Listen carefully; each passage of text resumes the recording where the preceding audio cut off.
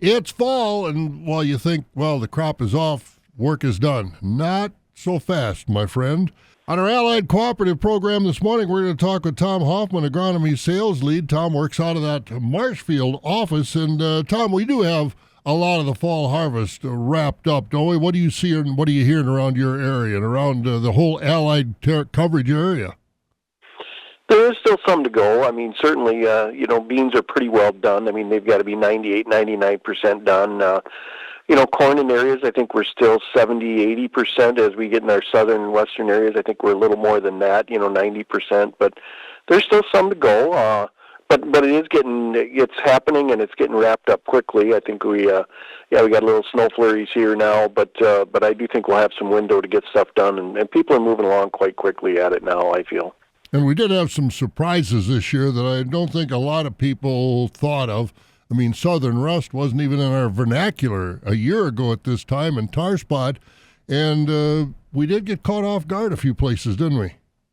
Yeah, we certainly did, Bob. I mean, we haven't had much exposure to southern rust in most of our geography ever, and caught people off guard. But in situations where, if it was there, in combination with other diseases as well, but where it did have effect, I mean, there were some 10 to 40 bushel negative yield responses where the disease pressure was there, and if they did not get some fungicide applied, it is pretty obvious where there was disease pressure and where there were fungicides applied, there was a very positive response to them this year.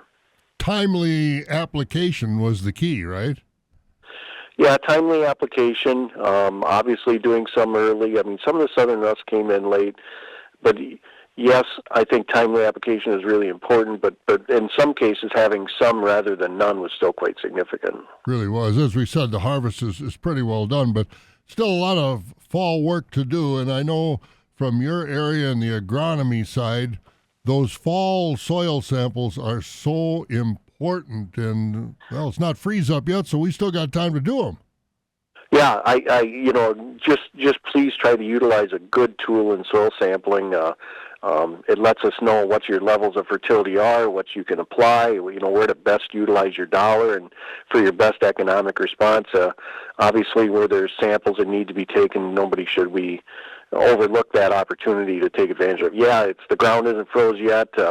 Get the samples taken here now, let you do some planning, and try to best utilize your fertilizer dollar. And when you get those fall soil samples back, contact an agronomist to help you interpret it and tell you what you need for next year. Yeah, certainly. I mean, our staff, our agronomy advisors are very, very capable to help line up any sampling that may want to have done, help to return the results, interpret the results, and even do things like, encouraging things like variable rate application where, trying to specifically apply, where we can grid sample and specifically apply the plant food in the spot where it's most needed. Put it where the best bang for the buck is, even within the field.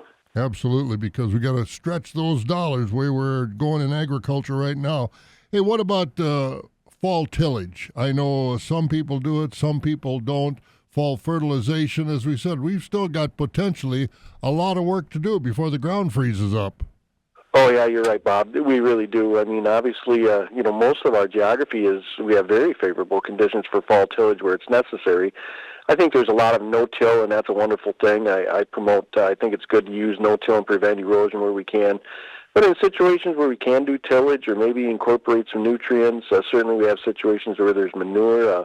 Hopefully we have a good opportunity for those people that want to get some manure and get that incorporated and it's a good environmental practice. So yeah, we're not done yet. Going to go right up to freeze up. So yeah, take advantage of doing that, and even applying some fertilizer in the fall if necessary. Spring comes upon us here. That everything happens so fast, and we don't know how cooperative spring can be. So whatever we can do in the fall is a great help in setting the stage for next spring as well. And here we are, 10 days away from the gun deer hunt, and I don't care sometimes, Tom, on the farm, what needs to be done doesn't get done because we got to have a little relaxation too, and that's what the deer hunt is all about. So we're in a time pressure.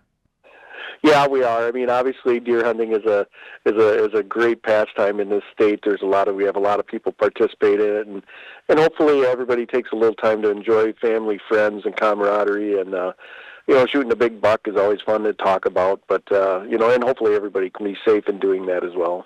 And hopefully they'll take some that have a tendency to spend a lot of time on our roadways. Yeah, there really are. In areas, there's plenty of deer on the sides of the roads. We do need to control the herd a little bit in a lot of areas. Absolutely. So again, still a lot of work to do. A little fun to have as well with the deer hunt. Tom, thanks for the update. We appreciate it. If we don't talk to you, have a happy Thanksgiving. Yeah, you too. Thank you, Bob. Have a happy Thanksgiving to the group and the family, and good talking with you. Absolutely, always is. Tom Hoffman, Agronomy Sales Lead with Allied Cooperative. Tom in the Marshfield area with us this morning in our Allied Cooperative program. I'm Bob Bosold.